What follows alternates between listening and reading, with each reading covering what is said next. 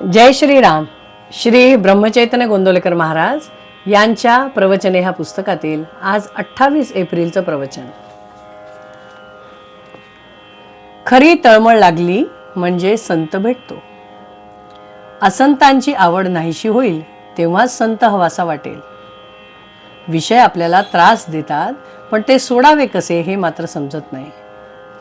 जंगलात सापडलेल्या माणसाप्रमाणे आपले झाले आहे. आपली वाट चुकली आहे असे ज्याला वाटेल तो जंगलाच्या बाहेर येण्याची वाट विचारतो. आता वय फार झालं, काळाच्या स्वाधीन होण्याची वेळ आली. रामा तूच आता तार. अशी तळमळ लागली तरच संत सहवास लाभेल. सत्संगती हवी असे आपण म्हणतो पण मात्र असत मागतो. मग आपल्याला सत्संगती कशी मिळेल? स्वतःला कसे विसरावे हे कळण्याकरिताच संतांना शरण जावे.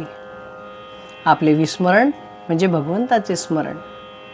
वडील दूर आहेत, त्यांचे पत्र नाही म्हणून काळजी करतो, पण जन्मापासून भगवंत दूर आहे त्याची तळमळ का बरं लागत नाही? आपण नामस्मरण करतो पण ज्याचे नाम घेतो तो कोण असा विचार करतो का? विषय सोडल्याशिवाय राम कसा भेटणार? रामही हवा आणि विषयही हवा, हे कसं जुळणार? मला जोपर्यंत चिमटा घेतलेला कळतो तोपर्यंत कर्ममार्गानेच जाणे जरूर आहे.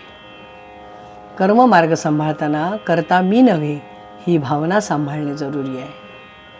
जो खरा अनुभवी आहे तो बोलणारच नाही, आणि बोललाच तर तो अगदी थोडं बोलेल. तो उत्तम होय. अनुभवी खरा, पण नाईलाज म्हणून जो बोलतो तो त्याच्याही पेक्षा थोडा कमी समजावा. कोणीतरी बोलल्याशिवाय लोकांना कळणार कसे म्हणून हे लोक कमीपणा पत्करूनही पुष्कळ बोलतात. परंतु अनुभव नसताना उगीच शब्द पांडित्य करणारे हे अगदी खालच्या दर्जाचे होत. ज्याला अनुभव कमी त्याला शब्द पांडित्य फार असते. जो जगाला फसवणार नाही आणि स्वतःही फसणार नाही असाच मनुष्य जगाला मार्ग दाखवू शकेल. कित्येक साधू दगड मारतात आणि शिव्या देतात तरीही लोक त्यांच्या मागे जातात, कारण त्यांच्या शिव्या देखील आशीर्वादाप्रमाणे असतात. कित्येक लोकांच्या ध्यानी हे येत नाही. एखादा मुलगा बापाला म्हणतो की मी इतका जवळचा पण मला मार, आणि तो पोर लांबचा त्याचे मात्र लाड. पण तो मारच आपल्या हितासाठी असतो हे त्याला समजत नाही. साधूच्या बोलण्यामध्ये किंवा मारण्यामध्ये सुद्धा दुष्टबुद्धी नसते. संत जे काही बोलतील ते जगाच्या कल्याणाकरिताच असते. संत निस्वार्थी असतात, ते तळमळीने सांगतात. त्यावर आपण श्रद्धा ठेवली पाहिजे.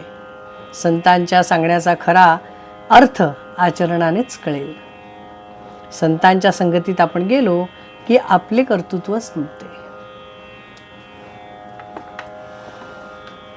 इस प्रवचन में कहा गया है कि जब तक हम पूरी आत्मा से श्रद्धा से नहीं चाहेंगे कि हमें ईश्वर की प्राप्ति हो, तब तक हमें संतों का समागम नहीं होगा.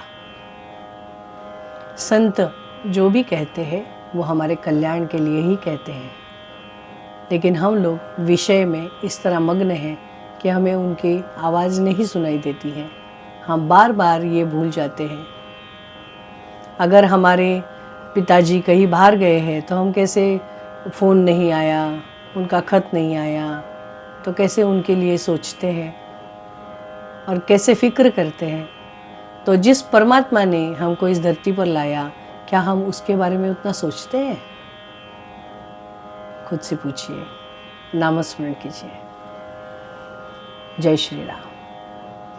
श्री राम जय राम जय जय राम. श्री राम जय राम जय जय राम.